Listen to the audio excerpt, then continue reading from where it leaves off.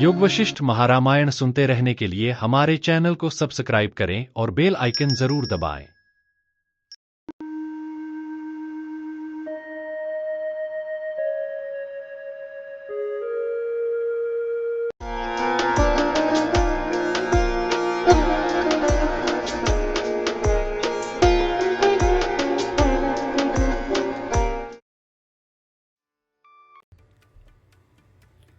उत्पत्ति प्रकरण का 100वां सर्ग ब्रह्म की सर्वशक्तिशालिता और बंध मोक्ष की कल्पनाओं को स्पष्ट करता है।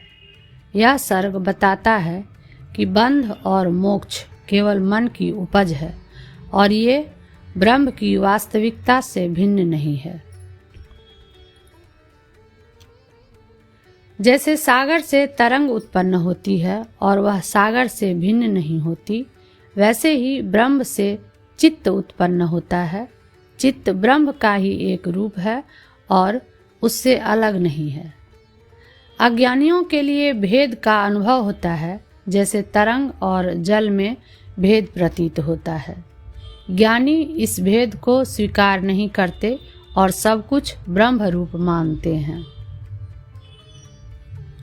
ब्रह्म में सभी शक्तियां अंतर्निहित हैं। वह मन, चित्त और प्रपंच का आधार है। यह शक्तियां भिन्न भिन्न रूपों में प्रकट होती है, जैसे जल में द्रवता, अग्नि में तेज और पृथ्वी में स्थिरता।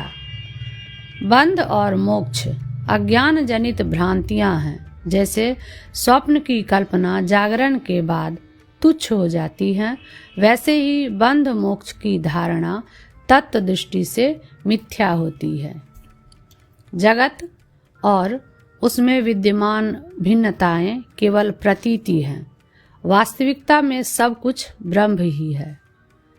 ज्ञानी के लिए बंध और मोक्ष जैसे शब्दों का कोई महत्व नहीं है। अज्ञान ही इन्हें जन्म देता है। श्री वशिष्ठ जी कहते हैं कि बंध मोक्ष की कल्पना भी उसी ब्रह्म की शक्ति से उत्पन्न होती है। परमार्थ दृष्टि से सब कुछ ब्रह्ममय है और अज्ञान के निवारण के साथ यह सत्य प्रकट होता है। ये तो थे उत्पत्ति प्रकरण के 100वें सर्ग के भावार्थ, और अब आइए विस्तार से जानते हैं 100वें सर्ग को। योग वशिष्ठ महारामायण उत्पत्ति प्रकरण सर्ग 100।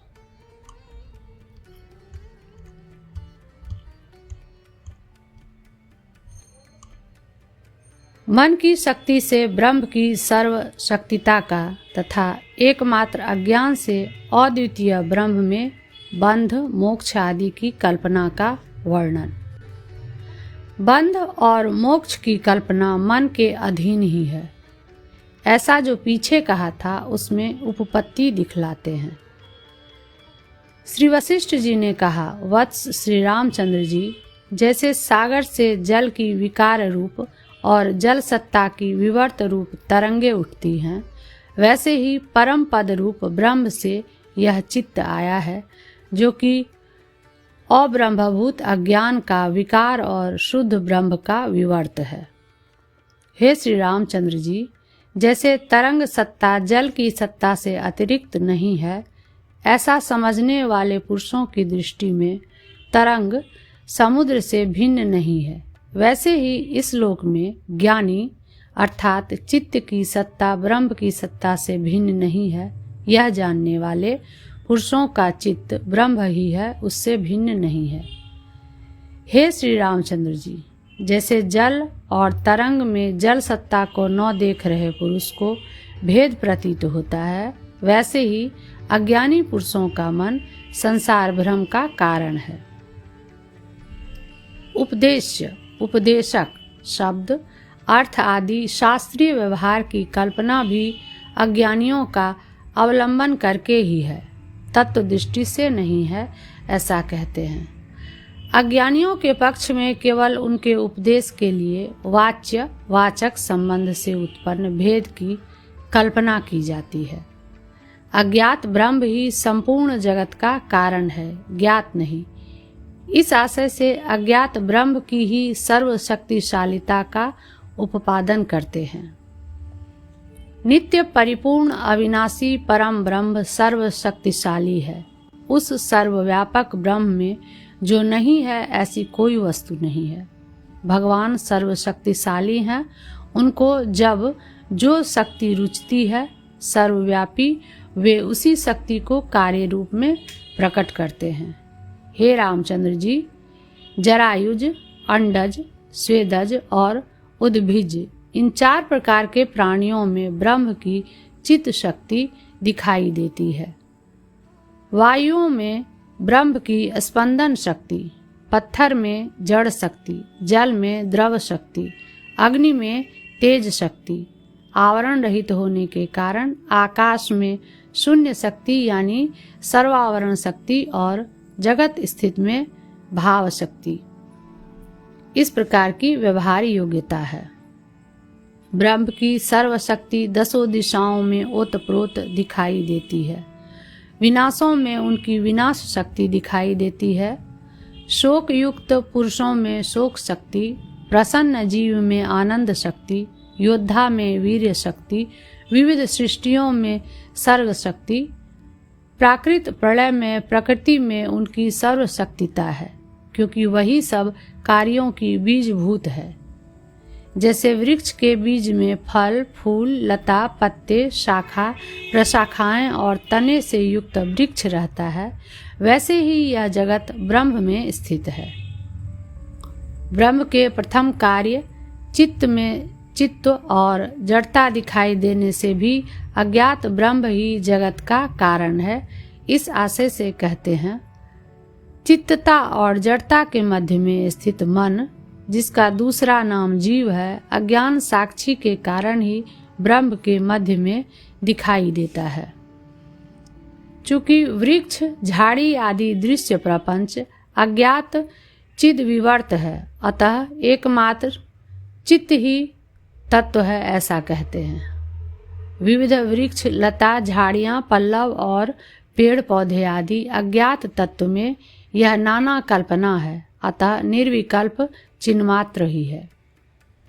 हे श्री रामचंद्र जी, अब इस जगत को और अहम रूप से भासित हो रहे जीव तत्व को आप ब्रह्म रूप ही देखिए। वह ब्रह्म से अतिरिक्त नहीं है। वह आत्मा सर्वव्यापक है और उसका अनंत स्वरूप नित्य प्रकाशमान है। ब्रह्म ही तत्त शक्तियों से भ्रांतिवश मन आदि शब्दों से पुकारा जाता है। वह ब्रह्म से अतिरिक्त नहीं है, ऐसा कहते हैं। वह जब तनिक मनन शक्ति को धारण करता है तब मन कहलाता है। जैसे आकाश में ब्रह्मवश मोर के पंखों की प्रतीति होती है और जल में आवर्त बुद्धि होती है, वैसे ही ब्रह्म में मन की प्रतीति होती है। आत्मा में जीव और मन यह केवल प्रतीति मात्र ही है, वास्तविक नहीं है।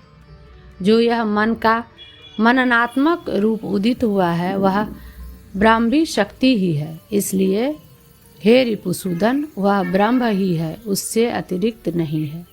शक्ति और शक्ति के कार्य में अभेद है, अतः इदम अर्थात यह यों सामने स्थित रूप से तत्व अर्थात वह यों परोक्ष रूप से और अहम मैं यों प्रत्यगात्मा के अभेद से प्रतीत हो रहा 3 प्रकार का जो दृश्य विभाग है वह प्रतिभासिक ही है, वास्तविक नहीं है।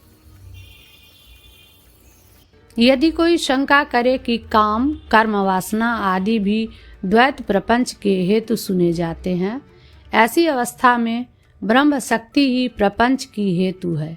यह कैसे कहा?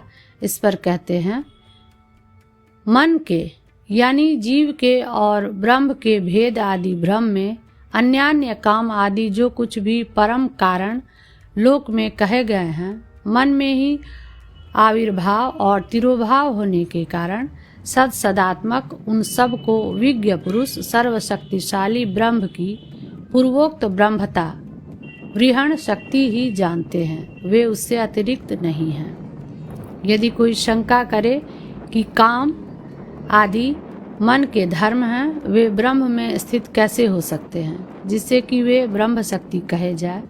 इस पर कहते हैं, जैसे मन का सत्तात्मक ब्रह्म रूप नाम संसर्गाध्यास से मन में स्थित है, अथवा जैसे वसंत आदि ऋतुओं की शक्तियाँ वृक्ष आदि में स्थित हैं, वैसे ही मन के धर्म भी ब्रह्म में स्थित हैं। सभी मनोधर्म ब्रह्म शक्तियाँ हैं, तो सबका सब जीवों में सम्मिश्रण क्यों नहीं होता। इस पर कहते हैं, यद्यपि पृथ्वी में सब ऋतुओं के फूलों की शक्ति व्याप्त है, तथापि वह जैसे तत् प्रदेशों के बीजों के संस्कार आदि के नियम भेद से तत् काल में व्यवस्था के साथ ही फूल आदि को धारण करती है, सबको एक साथ धारण नहीं करती, वैसे ही लोकों की सृष्टि करने वाले ब्रह्म भी चित्त की शक्तियों को व्यवस्था से ही धारण करते हैं, सबको सांकर्य से धारण नहीं करते।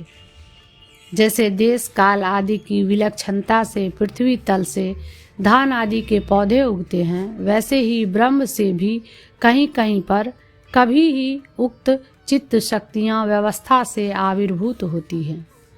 यह प्रतियोगी भेद संख्या रूप आदि स्वरूप जगत की विचित्रता कल्पना द्वारा मानकर दर्शाई गई है।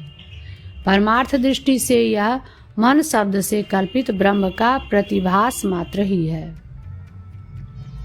जो केवल प्रतिभास मात्र है, उसमें वास्तविकता का संभव नहीं है। अतः प्रतिभासिक यह जगत जाल न तो उत्पन्न हुआ है, न कुछ है, और न कोई किसी से इसे देखता है। पूर्वोक्त जगत वैचित्र मन शब्द से कल्पित ब्रह्म से उत्पन्न हुआ है, अतः केवल ब्रह्म रूप ही है, ऐसा जानिए। यूं श्री वशिष्ठ जी श्री रामचंद्र जी से कहते हैं, प्रतिभास से जो उत्पन्न हुआ है वह उत्पन्न नहीं हुआ है, क्योंकि प्रतिभासिक अर्थात मृग तृष्णा आदि में वास्तविकता नहीं हो सकती है, अथवा न किसी को किसी दूसरे करण आदि से कोई देखता है। जिस अवस्था में इसका सब आत्मा ही हो गया, वहाँ पर किसको किससे देखे, ऐसी श्रुति है। प्रतियोगी भेद संख्या रूप आदि जो कुछ पदार्थ जात है, उनकी कल्पना मनः शब्द कल्पित ब्रह्म से होती है, अतः उनको आप ब्रह्म ही जानिए। इस मन का जैसा जैसा प्रतिभास होता है, वैसा वैसा ही यह हो जाता है। इसमें ऐंदव ब्राह्मण दृष्टांत हैं। जैसे निश्चल और निर्मल जलराशि में अपने आप स्पंद अर्थात कंपन उत्पन्न होता है, वैसे ही परमात्मा में यह जीव भी उत्पन्न हुआ है। यही संसार का कारण है। भाव यह है कि जगत की कल्पना करने वाला जीव ही जब ब्रह्म से भिन्न नहीं है, तब उससे कल्पित जगत ब्रह्म से भिन्न कैसे होगा। जैसे सागर जल कल्लोल लहर और तरंग के रूप में चारों ओर स्थित रहता है, वैसे ही ज्ञानी की दृष्टि में यह सारा प्रपंच परिपूर्ण ब्रह्म ही चारों ओर से विद्यमान है। प्रपंच परिपूर्ण ब्रह्म से अतिरिक्त नहीं है। जैसे विविध तरंगों से व्याप्त विशाल सागर में जल से अतिरिक्त कोई कल्पना नहीं है, यानी जल से अतिरिक्त कुछ नहीं है, एकमात्र जल ही है, वैसे ही परम ब्रह्म में नाम रूपात्मक दूसरी सत्ता नहीं है, किंतु एक ही है। जो यह जगत जाल उत्पन्न होता है, नष्ट होता है, गमन करता है, स्थित होता है, वह ब्रह्म में ब्रह्म ही ब्रह्म से अवास्तविक रूप से भासित होता है। जैसे प्रचंड सूर्य के प्रकाश अपने में ही मृग तृष्णा रूप से स्फुरित होता है, वैसे ही नाम रूप रहित ब्रह्म भी अपने आप जगत वैचित्र रूप से स्फुरित होता है। कारण कर्म कर्ता जन्म मरण स्थिति सब ब्रह्म ही है, उसके सिवा कोई दूसरी कल्पना है ही नहीं। न लोभ है, न मोह है, न तृष्णा है और न अत्यंत आसक्ति है। आत्मा में आत्मा का लोभ कैसा, अथवा आत्मा में आत्मा की तृष्णा या मोह कैसे हो सकता है। दूसरे के अभाव में लोभ, मोह आदि की प्राप्ति ही नहीं हो सकती। यह भाव है। यह सारा जगत आत्मा ही है। जो कुछ यह कल्पना क्रम है वह सब आत्मा ही है। बहुत क्या कहे। जैसे सुवर्ण अंगद बाजूबंद रूप से उदित होता है, वैसे ही आत्मा मन रूप से उदित हुआ है। जैसे बंधु ही क्यों न हो, यदि यह मेरा बंधु है ऐसा ज्ञान न हो तो शीघ्र ही अबंधु हो जाता है। वैसे ही अज्ञान से आवृत जो परम धाम है अर्थात पर ब्रह्म है, वही चित्त और जीव नाम से कहा जाता है। यानी अज्ञानवश ब्रह्म में ही जीव भाव, चित्त भाव आदि उदित हुए हैं। और शून्य भी आकाश जैसे अपनी शून्यता प्रकट करता है, वैसे ही अज्ञानावृत चिन्मय आत्मा ने अपनी कल्पना से स्वयं जीवत्व प्रकट किया। आत्मा ही इस जगत में अनात्मभूत अहंकार के अभेद से अनात्मा की नाई जीव रूप से विराजमान है। जैसे दृष्टि के दोष से एक ही चंद्रमा दो रूपों से प्रकट होता है, वैसे ही अज्ञानवश वह आत्मा ही दो रूपों से प्रकट होता है। द्वितीय रूप से अर्थात विषय रूप से वह असत है और परमार्थ रूप से सत है। व्यामोह जनित बंध मोक्ष शब्दार्थ दृष्टियों का आत्मा में अत्यंत असंभव है तथा आत्मा सत्य है। इस कारण कहाँ आत्मा बद्ध होता है और कहाँ मुक्त होता है, यानी आत्मा के बंध और मोक्ष की कल्पना अज्ञान स्फुरित है। जिसका बंधन होना कभी संभव नहीं है, उसकी मैं बद्ध हूँ यह कुकल्पना नहीं है तो और क्या है। जिसका बंध काल्पनिक है उसका मोक्ष भी मिथ्या ही है, वास्तविक नहीं है, तब मोक्ष कैसा। भाव यह है कि परमार्थ दृष्टि से कल्पना प्रसूत बंध और मोक्ष दोनों तुच्छ हैं, क्योंकि न निरोधो न चोत्पत्तिर्न बद्धो न च साधकः न मुमुक्षुर्न वै मुक्त इत्येषा परमार्थता, ऐसी श्रुति है।